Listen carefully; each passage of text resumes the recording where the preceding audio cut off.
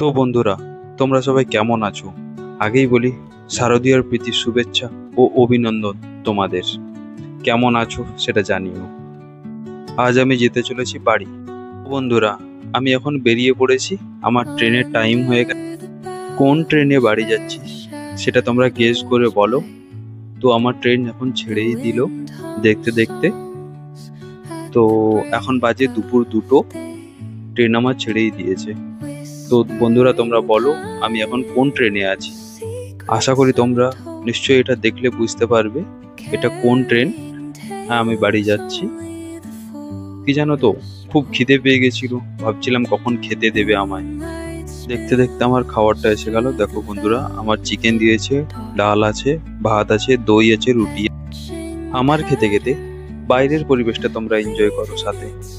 কি জানো তো, কাল বৃষ্টি হয়েছে, তো চারিদিকে শুধু সবুজ আর সবুজ। আর শরতের টাইম, তো কাশফুল তো থাকবেই। তো তোমরা এনজয় করো। কি বলবো তোমাদের, আমি তো ট্রেনে উঠেই চা খুঁজছিলাম, তার জায়গায় দুপুরে খাওয়ার শেষ করেই করতে না করতেই অমনি স্ন্যাক্স আইটেম এসে গেল। তো বন্ধুরা, বুঝতেই পেরেছো ট্রেনটা দেখে আমি কোন ট্রেনে ট্রাভেল করছিলাম। বন্দে ভারতে 1 ঘন্টা লেট করে পৌঁছে দিল খড়গপুর স্টেশনে।